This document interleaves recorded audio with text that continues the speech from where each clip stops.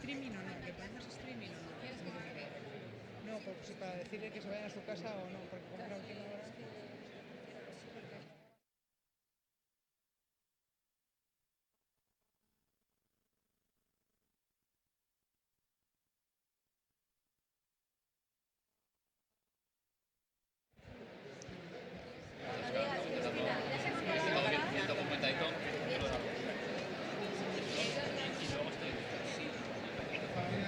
Ok, yo parlo 5 minutos y podéis conectar.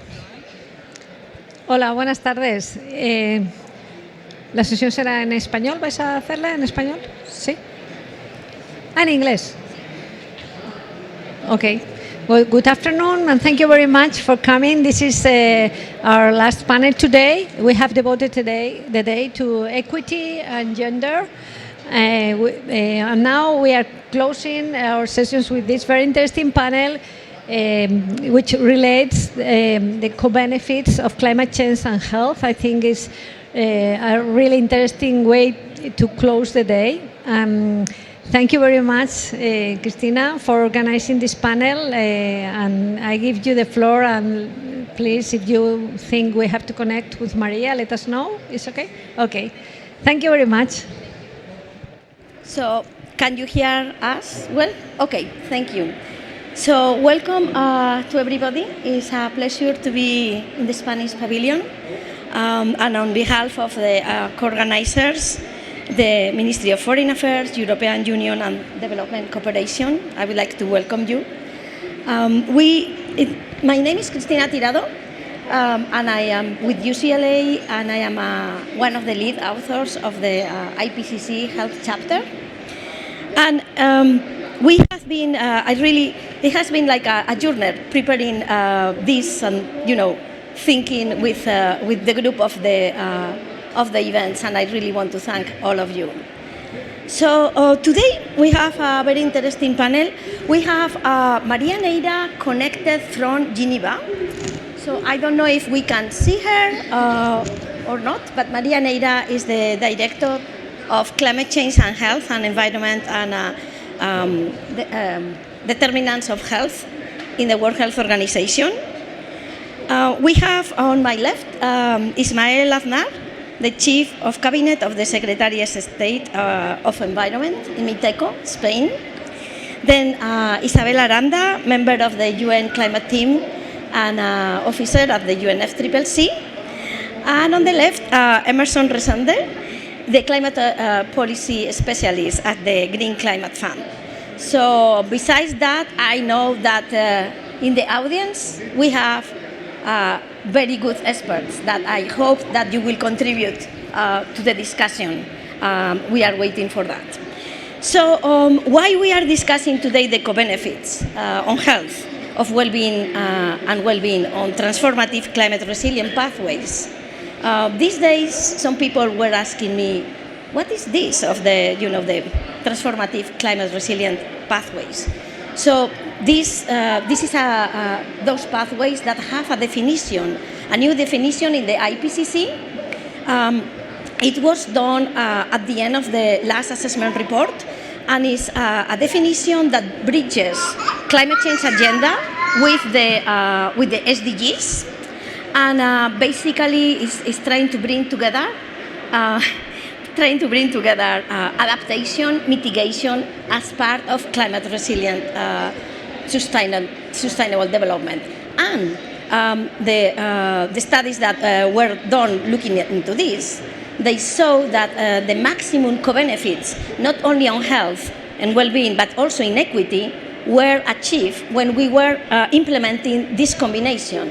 And I don't know, but working in agriculture, we have always this joke from the agriculture sector saying, well, I cannot do adaptation in the morning and mitigation in the afternoon. Everything has to be integrated. So the reason also to focus on co-benefits, it has not been random. It was very well thought through the process of the preparation of the Paris Treaty, and in the preamble, the health sector were like really insisting that it was important to include that the mitigation policies should bring health co-benefits, adaptation co-benefits, and sustainable development co-benefits.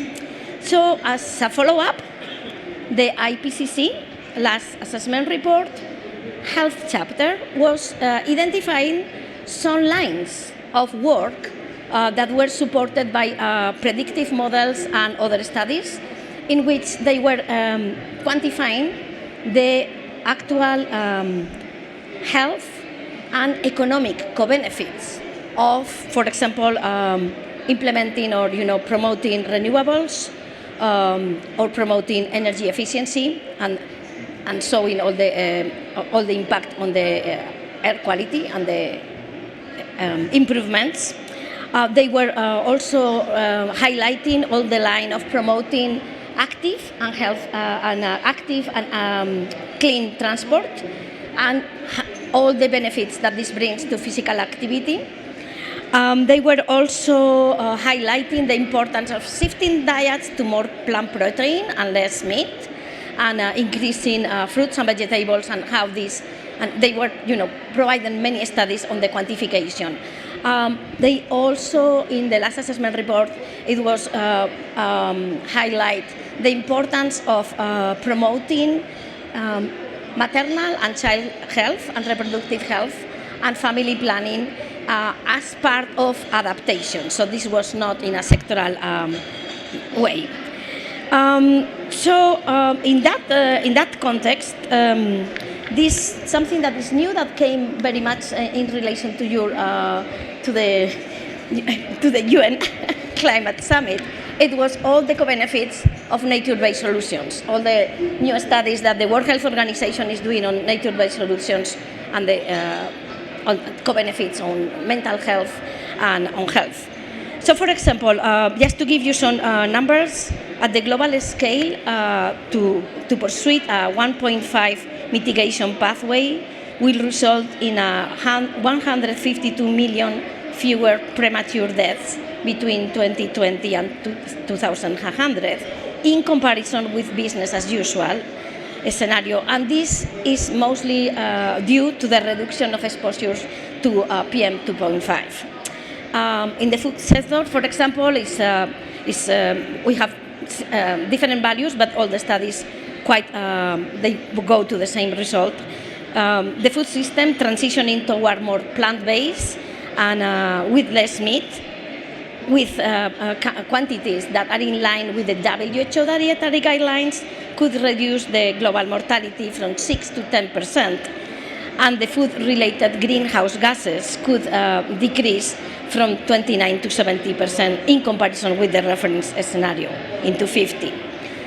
Moreover, they have been done calculations of the actual economical benefits of this, and improving these diets in that way could bring benefits from 1 to 31 trillion of US dollars, which is equivalent to up to 30% of the global gross domestic product in 2050.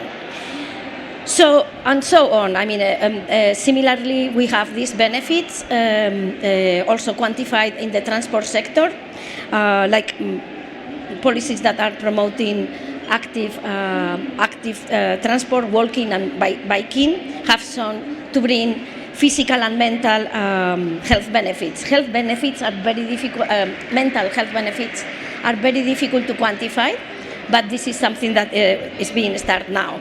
And for example, just to give you an idea, I don't know if all of you are familiar with the Barcelona Superblock models, but it's a model that is promoting active lifestyles, and they are promoting to use less motorized transport and more active transport and more green spaces.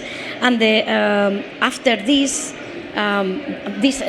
experience, the increase on life expectancy in each citizen is 200 days. That's incredible, it's very impressive.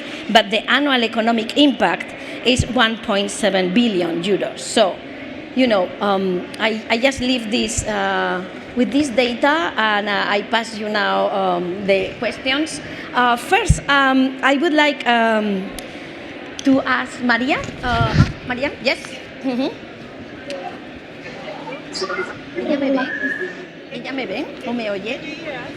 Me voy a ir. Sí, yes. We can hear you. Okay, you can come here. Yes, yes. Sorry. Maria, do you hear me? Now better, yes. Before Yes. it was very difficult to follow, yes. So Maria Neira is the director of the WHO Department of Public Health, Environment and Social Determinants of Health. Maria has been recognized as an inspirational woman many times for all the work that she has done in promoting her commitment to improving air quality globally and ensuring that everybody can breathe clean air. So Maria also is a veteran in the COPs. I think, Maria, this is your 15th COP? This was your 15th? I think it's probably number 12 or 13. Yes. I don't know, I forgot already. So I was saying that you and your team have been instrumental in including health and the benefits to health and the right to health in the Paris Treaty. So we wanted to know, I mean, just to give us, if you could give us an overview of why it was so important to include the co-benefits of climate action, and if you can give us in 5 minutes your assessment. Thank you. Thank you, Christina, and thank you all. I hope you can hear me. Sorry about this very informal setup. I see that you have very formal flags, the flag of Spain, the flag of European Union, and here I have a very Christmas time, as you can see. Sorry for not being with you. The reason why we have been trying to incorporate health into the climate change negotiations is because we are very much convinced, and we have enough scientific evidence that proves that health can be the big motivation to do more action on tackling the causes of climate change. And this is exactly because there are plenty of health co-benefits that can be obtained while putting in place those interventions to tackle the causes of climate change. And in fact, we are even stopping to call it co-benefits. I think they are very strong health benefits that can be obtained.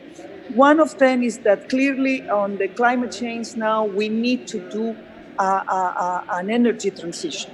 This energy transition can be a healthy energy transition because moving from the use of fossil fuels to renewable energies can have enormous advantages for the health of the people, most of them coming from the reduction of air pollution, which, as you right know, at the moment is causing more than 7 million premature deaths every year. So transitioning to renewable energies, to clean energies, will have enormous, very strongly demonstrated, scientifically speaking, health benefits.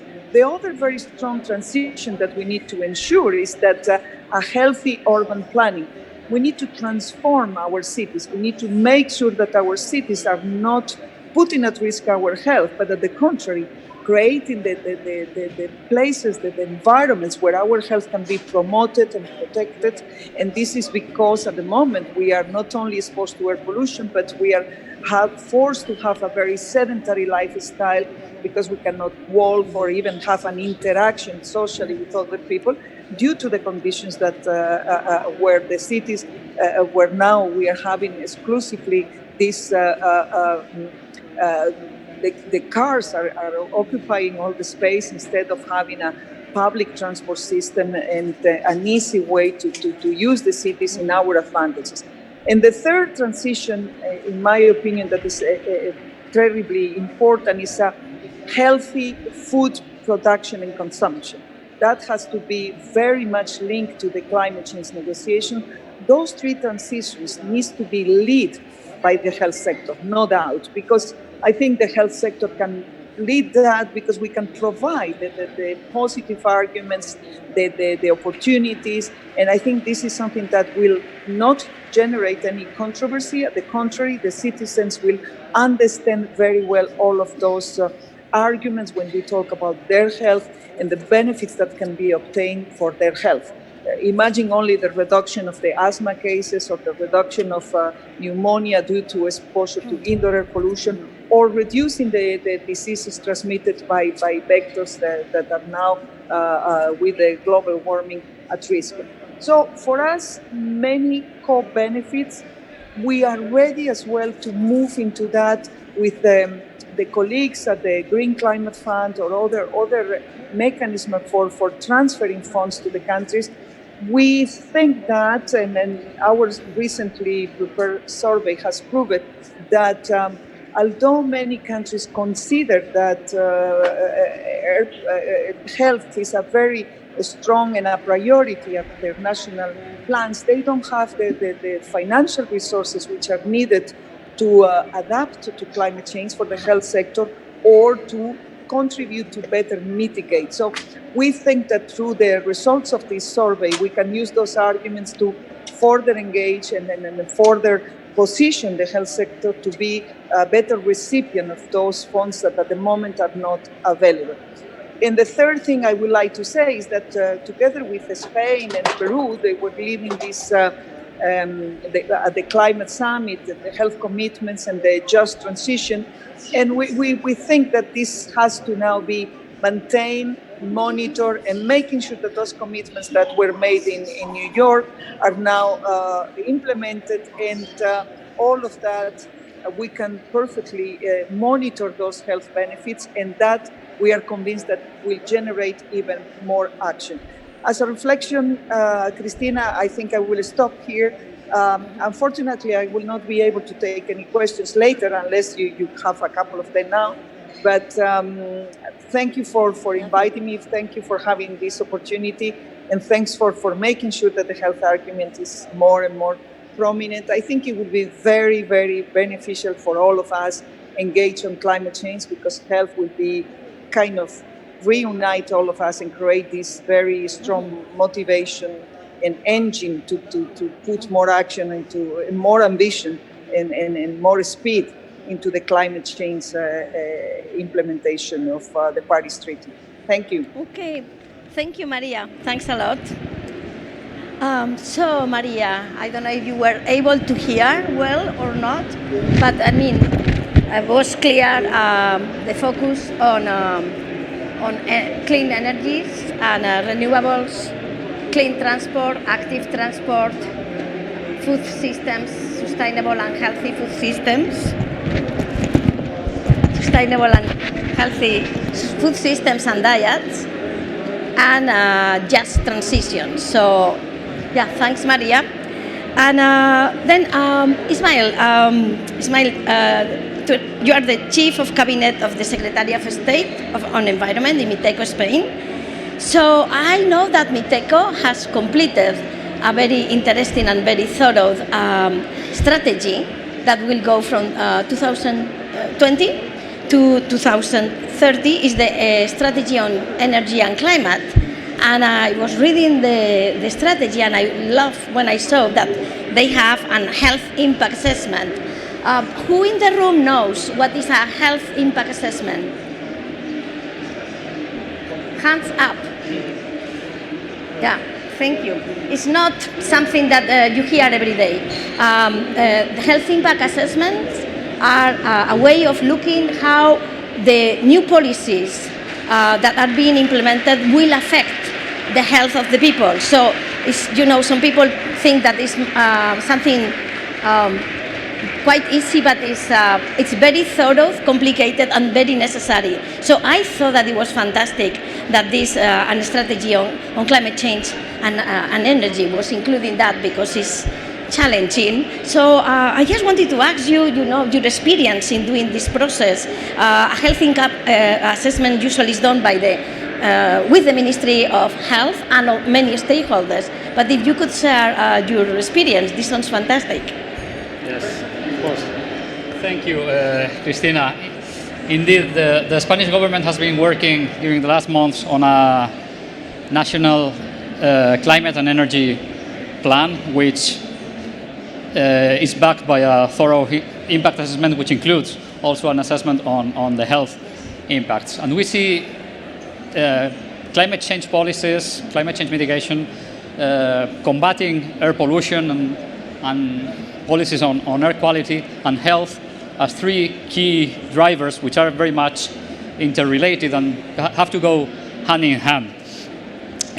We know that exposure to air pollution is one of the major, well, it's a major cause of premature death and it's the cause of different diseases, as Maria was explaining. And we know that addressing climate change mitigation, it's very much linked with combating air pollution. Just because sources are the same, moving away from fossil fuels means a healthier atmosphere. It means having better air quality, and that contributes to a better health for the population.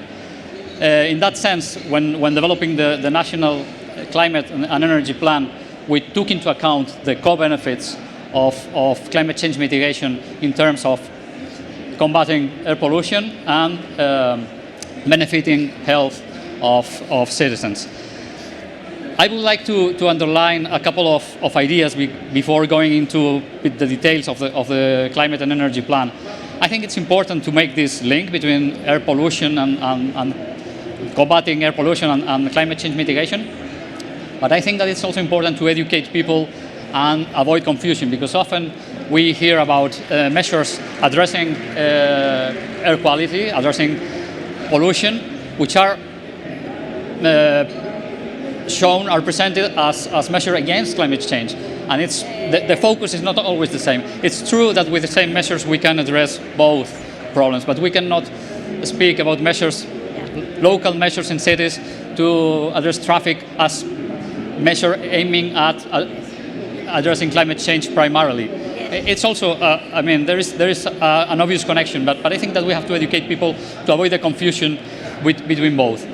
But of course, there are many synergies and win-win options. And as Maria was saying, I think that it's important that, I mean, the health and pollution aspects are very interesting to raise awareness between the population and to ease the implementation of some policies, of some measures, because people feel very closely the problems associated to health. While climate change seems like a big issue, which I mean, we can make our small contribution, but it depends on a global response to the challenge. Health and air pollution issues are felt as very close by citizens. So putting co-benefits at the forefront of the environmental policies help to implement those measures and to ease the acceptance by citizens. At the same time, we have climate change very high on the political agenda. So we have leaders, we have our politicians willing to adopt measures to address climate change, and that can help to bring hand in hand measures as well to address air pollution. So we have to take benefit of those synergies. But again, let's treat together what we do together and treat differently what we have to do separately. When we talk about adaptation, for example, there's a lot to do in terms of adaptation to climate change in relation with health, including how to address heat waves, how to address new diseases that come from tropical latitudes that are spreading now in our continent. That has to be addressed differently from air pollution. Let me come to the National Energy and Climate Plan. I'd like to stress that we have developed together this national plan with a national air pollution and control program, which we have submitted. We have submitted both to the European Commission recently, but both have been developed starting from the same scenario, and of course taking into account that measures are in many cases the same. The same measures contribute both to air pollution, to the air pollution program and to the national climate and energy plan.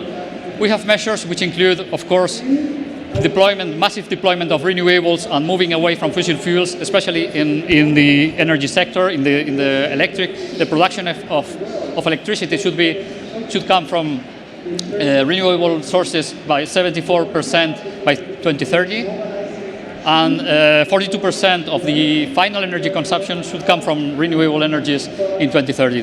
That means a radical change, a radical shift in the way we produce and consume our energy. We also have implemented regulatory measures to facilitate the deployment of this renewable energy, which should help also to improve air quality and health. We have included measures such as introducing low emission areas in cities with more than 50,000 citizens, with 50,000 inhabitants, which is a measure that will contribute also both to climate change mitigation and air pollution. We have measures to contribute to the electrification of road transport. There is a provision in our draft Climate Change Act which foresees that by 2040 only cars with zero emissions should access the market. We are obliging to establish charging stations in all fuel stations with this legislation as well, and we are adopting measures for the electrification in ports, so ships which are in ports use electricity from the grid and do not burn fuel, which cause air pollution problems in coastal cities. So there are different measures that we are proposing, which contribute both to climate change mitigation and combating air pollution. Other measures that have been mentioned, like changing diets and so on, it's something that we don't see in the short term, in the next decade.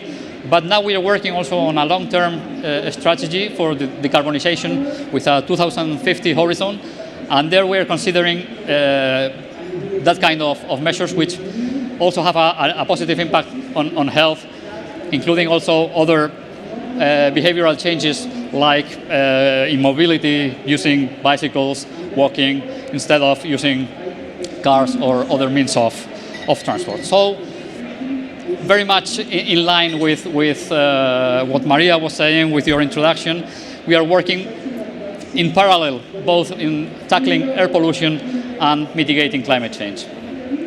Yeah, thank you so much. No, congratulations for the health impact assessments. Not many countries can do that. They are very complicated. In the US, only California has been doing this, and very well. But because they were, for example, they were putting a new metro, a new Expo line, and the populations were very worried because they have never seen such a large public transport, and they thought that it was going to bring bad things, and now it's bringing good things. Now I know that the health impact assessment about the food system has not been done, but I see more and more in the web pages of the observatory, of the climate observatory, recommendations to the population on eating more healthy. So this is a start. So thanks a lot. And then Isabel Arandaluna, she's member of the Climate Action Team, and she is also a staff and program officer at the UNFCCC. And in the past 2 years, she has been working with the Secretary General in the preparation of the Climate Summit in New York, which I don't know how many of you were there, but it was breathtaking. I mean, it's like all the information that was presented there and is still there, and all the coalitions and all the the strategic thinker to arrive there. It was amazing. So thank you, and we wanted to ask you through that process, you thought a lot about co-benefits. So could you share with us what were the challenges and opportunities for co-benefits through the process, and as well what idea that you have for follow-up? Yes, of course. Thank you very much, Cristina, and thank you very much to the government of Spain for having hosted this event. I'm told that yes, can you listen to me louder? Thank you very much. Thank you. Is that better? Yes, Cristina, thank you. Thank you for giving me the opportunity to explain a little bit how we considered eco-benefits when we were working towards the summit. And also I would like to give some ideas of opportunities that will arise in the after summit to ensure that those co-benefits are tracked and monitored and can lead to increased ambition. And accelerated action too. So as you know, the objective of the Secretary General when he convened the Climate Action Summit was to call for more ambition and to accelerate the action. For that, he had to segment somehow the climate action in a way. So what he asked us to do was to find those areas where more ambition and more rapid action could be achieved. And those areas are no surprise to anyone because are the typical areas that we tackle when we address climate change. Is mitigation, is resilience and adaptation, is the work of the local action, cities and subnationals. It was also the energy transition, the industry transition, and what we call the nature-based solutions, which is a kind of chapeau where we put together oceans, land use, agriculture, food systems. Together with that, we worked also in how to involve the youth and in an area that we call the social and political drivers. Social and political drivers is the area where we were analyzing exactly in a different way, but analyzing the co-benefits of climate action. And there we were seeing how the climate action impacted health, how climate action could lead to a transition and how this transition had to be just, how this just transition needed to be inclusive and how the women and the gender angle needed to be tackled. And we also looked at considerations about, for example, security. Through this work in the social and political drivers, we worked together with WHO, and Maria Neira has mentioned the initiatives that were launched at the summit in this regard. But also in all the other areas, we had initiatives that provide clear benefits. So we had initiatives on food systems, we had the initiatives on the just transition, on the energy transition. So now it is the time to check whether these initiatives were adequately selected, if you will, and if they can bring all their potential to build on the initiatives launched on the summit and to enlarge them, not only to bring more actors, but also to be able for them to have more effect. And I would invite you to look at the Climate Action portal, which is maintained by UNFCCC, where all the initiatives launched at the summit are present. There is a community of data providers and data analysts that will analyze how these initiatives evolve. And I think that you, as the stakeholders of these subjects, of the persons relevant in agriculture, in health, in labor laws, and in all your areas of expertise, you have an opportunity there to carefully check if the data analysts and if the data providers are really giving us enough information about how these initiatives are really providing these co-benefits that we are talking about. So if the energy transition, if the increase in renewables is helping the health, improving the health of the people that it affects, if the clean cooking is really changing food habits and also improving the health. So I hope that by you looking at this website and all the information that we will be providing there, and thank you, Christina, for mentioning that, you can check whether these benefits exist and you can ensure that the initiatives can really provide their full potential. Thank you. Yeah, thank you. Thank you so much. Yes, I mean, if you don't know the page, it's breathtaking. But if you go to the last section with resources, you can find all the last reports and reports that have been done only for the conference, and they are really very valuable with the information that they have. So thank you so much. And then Emerson Resende, he's a climate policy specialist at the Green Climate Fund. There you are responsible for the fund issues of climate finance and technology and guiding the implementation of the directions that are received from this COP. Every COP. Every COP, okay. So But before joining the Green Climate Fund, he lived in eight countries, and I passed to Spanish, sorry. He lived in 8 countries, and you were managing programs on climate resilience in Africa, in Europe, in the America, in the Caribbean. We discussed this yesterday, and you were working with FAO and with the BID. And so you have both sides of the needs from the countries and now, policy and implementation.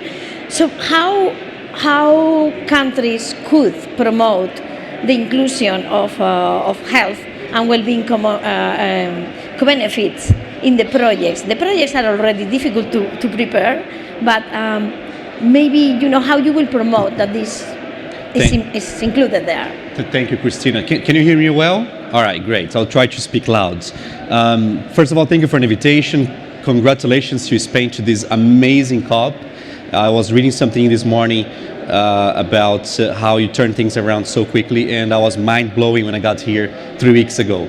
Anyway, let's talk about health co-benefits on climate change. There are 3 things I want to tell you about, okay? I want to tell you about the Green Climate Funds, what we have done, and what we are going to do. I'm going to give you some examples about our projects and co-benefits on health. And the third one, I'm going to ask you a question, okay? So let's start with the first one. The Green Climate Fund was established about 9 years ago in the COP in Cancun in 2010. Took a few years for us to get everything established, to get operational. And we approved the first project 4 years ago in 2015. So in the last 4 years, we approved 124 projects in 105 countries. Why is this important? Because there was no other funds that has done anything similar to date. And I'm not trying to say that we are amazing compared to anybody else. It's just that collectively, the efforts of every country to do that is something new. We've never done that together as humanity. So yes, there's much more to do. Yes, we have to learn with our mistakes. There are many. Yes, we have to become more efficient. But at the same time, we have to acknowledge that we have done something already, and there's more to do. The second part about examples of co-benefits. All right. If this room here was planet Earth, and we were here to get this place dirty, if I gave a bottle of ketchup to each one of you, and we had to get this room dirty as fast as possible, how long do you think it would take us to get this dirty? Any? 1 minute? All right. How long would it take us to clean the same place? Right, so it'll take longer. So we know that's the benefits of mitigation action. They will take a while for us to see the results, because all the greenhouse gases that create the global rise in temperature, it's already in the atmosphere, and there's more coming up. But for us to reduce this increase in temperature will take a while. But it doesn't mean that we have to stop. We have to speed up the work for us to start seeing the benefits. And health is pretty complicated, because I'll just take one example that the first panelist spoke about, migration of species, right? If you look at insects migrating, and they bring an entire food chain with them. But wherever they go, the new environments where they're going to, they might not have the capacity to adapt so quickly to that new kind of vector. And that's time, and that's take adaptation, and so on and so forth. But let's talk about the benefits of a mitigation project and the benefits of an adaptation project. Can anyone give me an example of any mitigation project? You can put your hands up and tell me one project.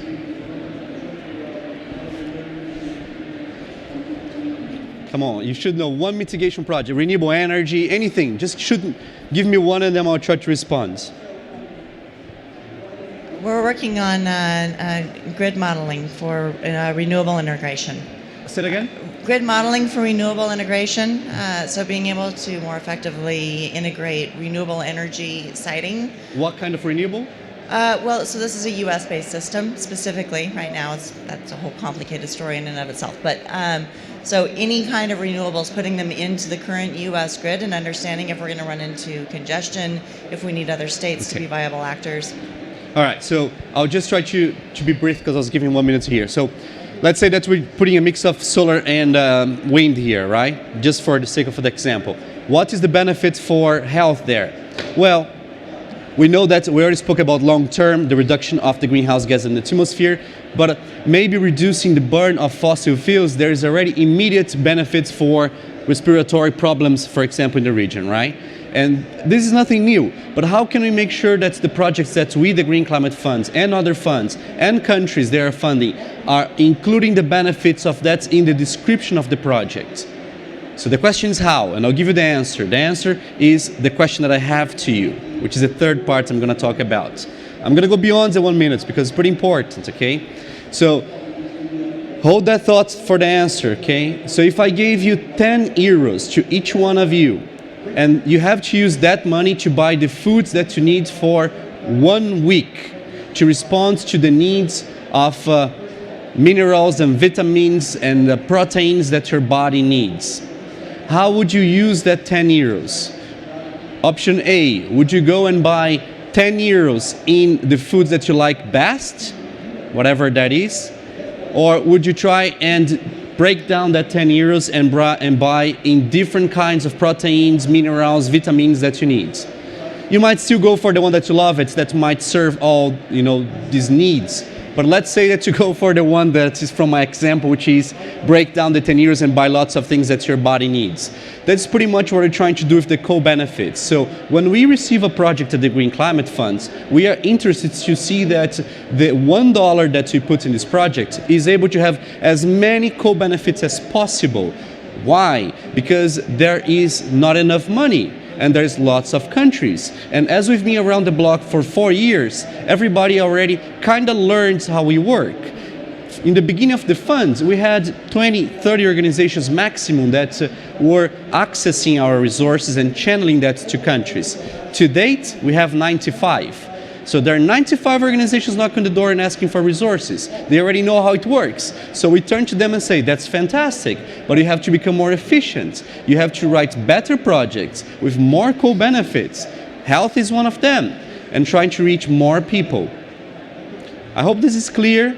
I stand ready to answer any bilateral questions if you want. And you are also welcome to come to our pavilion because we have a reception going on right now. So you can come for the drinks. Thank you so much, Emerson. That was very, we see it very clear. Sorry, I went beyond the time. Yes, thank you. So now I would like you to tell us, what do you have any comments? Your experience working with co-benefits. Some of you have been doing a lot of work from the scientific point of view or from also and the NGOs. So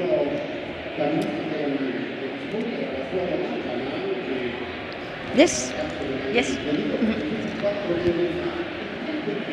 Thank you for this very interesting discussion. My name is Rafael Potselva with ProVeg International. We're an organization promoting more plant-based diets. I was wondering, I had a question because you mentioned that you see like a possibility in a shift of diets in the next, but not in the next 10 years. We know that diets are some kind of conservative, thing like for people to work on, but there seems to be a very strong trend to at least acknowledge the fact that we need in the global north to reduce massively our intake of animal proteins. Would you like to comment on that?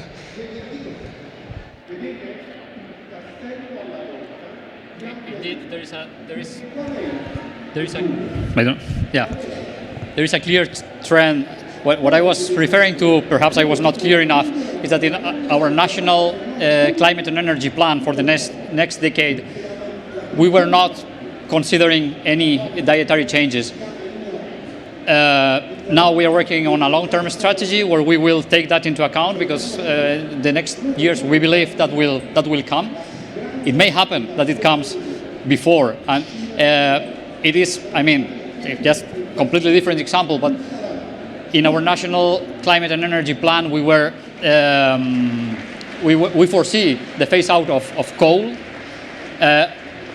but we thought that we may still have some coal by 2030, and this is happening faster than we expected, and coal will be out of the energy mix very soon. So all those other behavioral changes, including diet, may come before. It's just that we have not considered that in the plan. But of course, I mean, it's an important element of the equation for the future. Thank you. I know that BC3, they have been doing, in fact, the analysis of the several analysis of the Spanish diet, other diets as well.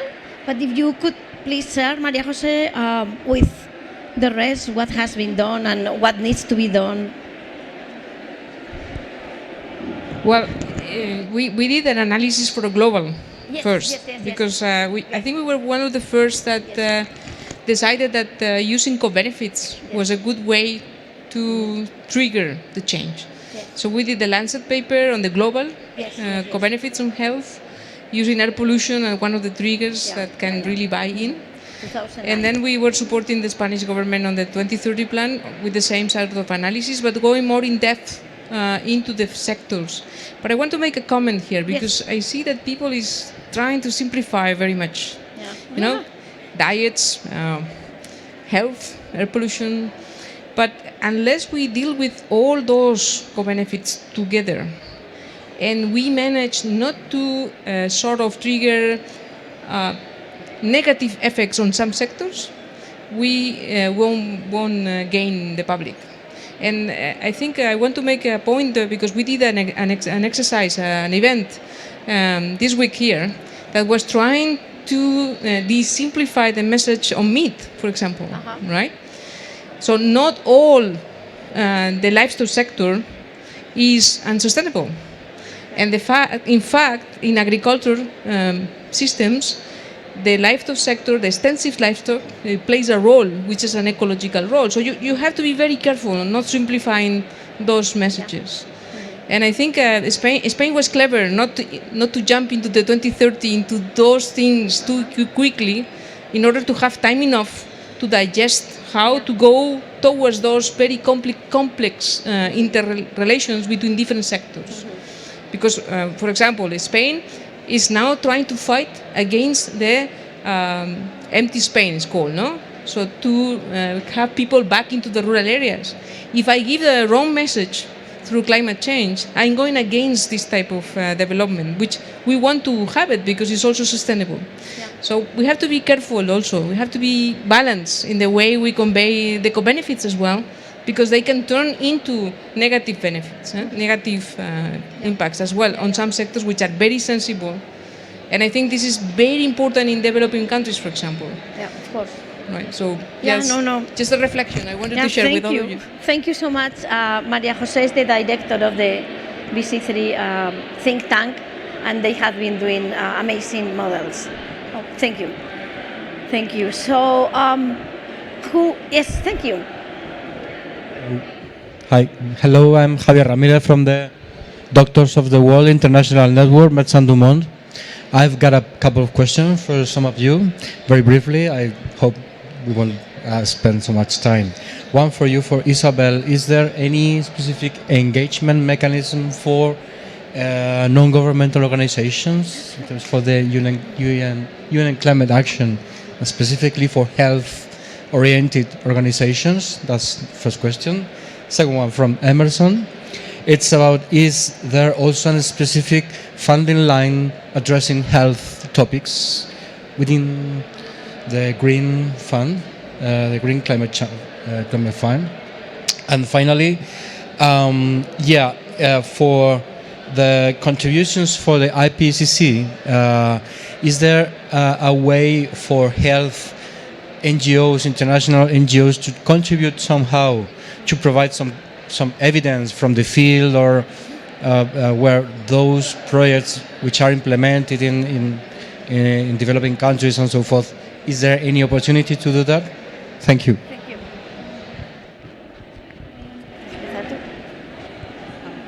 You take another question? Okay. You take another question? You want to take another question, or shall we answer? Answer? Okay. Thank you. Let me start first. There is, in terms of follow-up of the initiatives of the summit are all multi-stakeholder. So it's not only for member states, but also for members of the civil society. You will see that there are specific initiatives on health. But there is also another way in which the civil society, like your organization, can engage, and that's in the tracking and follow-up. There will be information on the web, and there will be opportunities to kind of, if you want, question what has been produced. And we hope to have the stakeholders that know about the topics engaged. Thank you. We fund everything. We are open for business, and we have no specific line for water, for renewable energy. We fund anything that's climate change related for developing countries. The issue is not in the money. If the Green Climate Fund doesn't have the money, we're able to bring co-financing. The issue is in structuring good projects. The bottleneck is in the quality of projects. We spend too much time in back and forth dialogues in the kind of projects. We have to remember, some of the resources that we have, they can be given in terms of grants. Some of the resources, they go in terms of loans. The more grants you give, the faster the money will be given, the faster we will be with no money. The more balanced we give money between grants and loans, the more people we can be benefited with this, more we can reach. So it's important that once the project comes to us, the project is presenting co-benefits, reaching health, maybe even other sectors, but also think in terms of co-financing. For example, if a project comes to us, mangroves, I love the example of mangroves, you spoke about that. Why? Mangroves is about adaptation, is local. Mitigation, you are reducing the greenhouse gas emission, but you don't feel immediately the benefits. An adaptation project, you do it today, tomorrow you see the benefits. You see more different species coming back that were not there. With the return of those species, you see more plants coming up, and so on and so forth. And how can you sell that to the Green Climate Fund? Well, you first describe all the benefits that the project's going to provide. Second, you try to think of who else is going to be interested in this besides the Green Climate Fund. Is anybody else from my community, from my city, from my state, from my country, from my region that could have an interest in that? Because once you come to the Green Climate Fund and say, look, here's my project, but before you tell no to me, or before you tell me to go back and think about more, here's other people that wants to finance this project or has an interest as well. So your project has a preference because, as I said, there will be competition for resources. So in relation to the question of the... Yes? Yes? Hello. Sorry. One question missing about the IPCC. This time the IPCC has opened the door, if nothing is available, to grey literature. However, they are recommending that grey literature, if can be possibly published rapidly before March 2020. So anything that is published, because the assessment is an assessment. It's not that using the publications. You assess the quality of the publications. So it's true that they will accept grey literature, but ideally anything that is published before March 2020 will be assessed as part. And in fact, we are encouraging many NGOs to publish data that otherwise they are never published. Like, for example, I give you an example, and I don't know if any of you work on this in the field, but all the impacts of El Niño and the independent impacts of climate on hunger and malnutrition, this is always in crisis reports, from the World Food Programme or the typical crisis reports. Have you ever seen those data? Who has seen this data? Mission Impossible. It's big reports, amazing, very well done, but they don't have a publication. They're just telling us how many people were dying from hunger during El Niño, and that 39 people were affected by hunger in 2017 in several countries in Africa. We don't even hear this in the in the TV. this is what we need people to publish, to make sure that the assessment that that WHO, FAO, the World Food Programme, Red Cross have done to make independent the impacts of wars from the impacts of economic impact, and then we know exactly what is the attribution to climate change, and to publish it in papers. So this is what we are calling the UN and groups to see if they can help and publish this before 2020. Thank you. Hello, my name is Carlos Ferreira from Argentina. I wanted to put two questions. One to our colleague from Spain. Which is the role of gas in the pathway to decarbonization in Spain? This is something that really, in our region, gas is also a big problem, vaca muerta, and therefore I would like to know Spanish industry going to Latin America, decarbonizing policies in Spain, but really carbonizing policies in Latin America. To the World Fund, I just wanted to know why there's such a small amount of money from the World Fund to health projects, health-related to climate projects. In particular, also, I would like to know if there is any director that represents stockholders, for instance, people from the health field. And to Cristina, I would like to ask why the reports of the IPCC, for instance, are not entirely published in Spanish. For instance, the 1.5 IPCC report has not been published in Spanish, the whole report.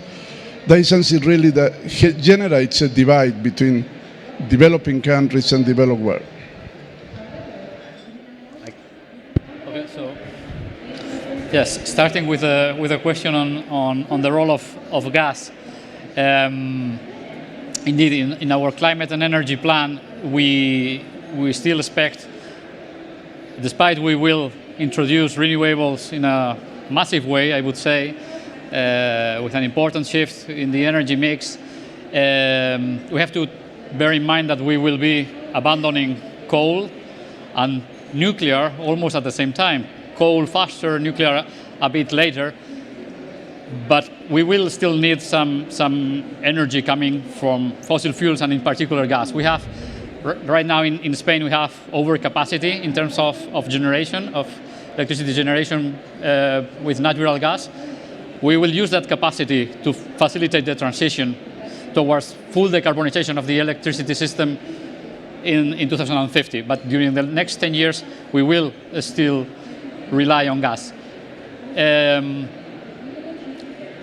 We may also see a role for gas for some transport modes, in particular shipping, for example. But in terms of electricity, yeah, that's the pathway.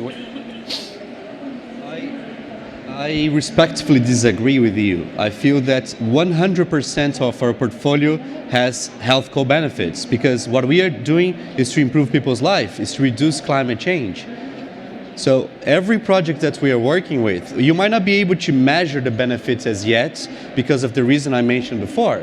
But what we are doing here is to reduce the impacts of climate change, either through adaptation projects or through mitigation projects. Some of the work that we are doing is still in the early phase. Why? Because some of these projects will take 20 years to develop the entire project. So we won't be able to measure the benefits as yet. However, the benefits is described in the project. But one thing that I agree with you is we can improve the way we describe these co-benefits. So how can we do this? When we work in developing a project, and I had some bilaterals before these events before, was can we talk through the ministries in the country or through the stakeholders that is developing the project? Because often what we see is the project is coming from the Ministry of Energy or from the Ministry of Finance, whatever it is.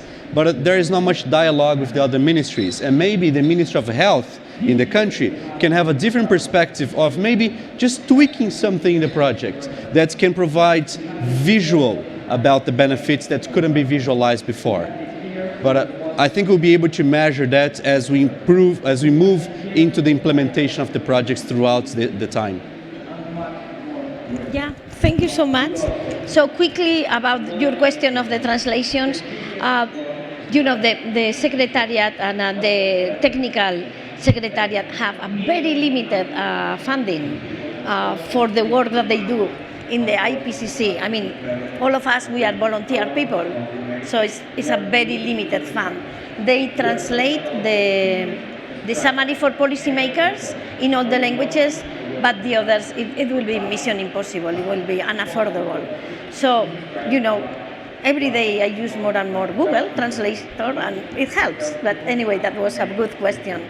So thank you so much for being, with us today. Thank you for an excellent panel. Thank you for Maria to connect from Geneva, and thank you for all the help connecting Maria here and the patients. Bottom line, we have, when I was sitting in the metro, that climate is an emergency. It's the same thing that we say in the health sector, that climate is an emergency, it's a health emergency, and the doctors in the doors in the emergency rooms, when there are strikes on the Fridays, they cannot strike, but they go to the door of the emergency room to make a point that there is also climate, a health emergency. So if we address the global agenda and the global epidemic of non-communicable diseases, dietary and due to air pollution, together with these actions, to raise ambition, I think that this is a win-win. So thank you so much. Yeah, thank you. Thank you.